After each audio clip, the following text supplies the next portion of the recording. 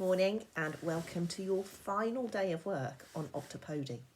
So the last couple of days you have been working on inner monologues. You learnt about them, you identified them, you practiced writing some snippets. Today you're going to write a full inner monologue as part of one of the paragraphs you've already written. Okay, so you're going to choose the paragraph of your work from the last couple of weeks that you feel you could get a really good inner monologue into, and you're going to rewrite it including the monologue. Okay, so the first thing you need to do is consider where in your writing it's best and most appropriate and most effective for the reader to put your inner monologue. Okay, it shouldn't interrupt the story, it should add to the backstory of the character. Okay, so make sure it doesn't feel very forced into it. It should be woven in naturally. Now, I know when we include speech in writing, we have to punctuate it with inverted commas. For an inner monologue, you don't. No additional punctuation required. You can just carry on writing it as normal. You might in books see italics used or other ways of highlighting it, but for us, we don't need to do anything different from normal. Okay, I've got an example and it's included in today's work, and it shows a really effective way of including a monologue, and it includes lots of information that we didn't know about the character. Okay, now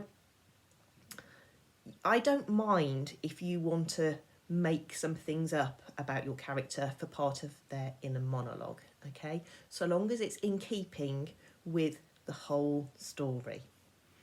Right, they're very useful, they're very versatile, they can add to the action, they can add to the plot, they can add to the backstory, so you need to be really imaginative. I'm just going to finish by reading you this example, and it's a paragraph that you've seen before but with the inner monologue included.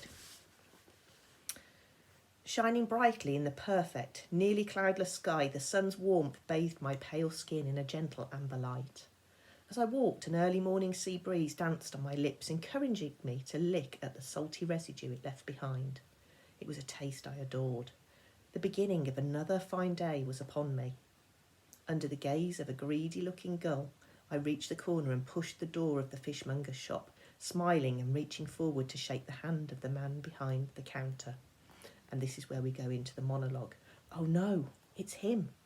I wonder whether he remembers me. He looks a little too interested in the fish he's cutting up to pay close attention to my face. But if he looked up, he'd maybe realise who I am and ask me to leave. I didn't mean to smash the shop window all those years ago. It was a dare. I was the one trying to impress the rest of the gang. Oh, I can hear the sound now. Smash. And I can see that look on my mother's face as I confessed to what I'd done. Disappointment. She was so good at looking disappointed in me. Has it suddenly gone hot in here? Has he noticed who I am? Oh, I don't think so. Phew. Just look around, act cool, and try not to catch his eye. I took a deep breath and had a leisurely look around the shop, pondering over the items on sale. No rush today. I had plenty of time. Sat in a glass tank were two rather chunky octopuses.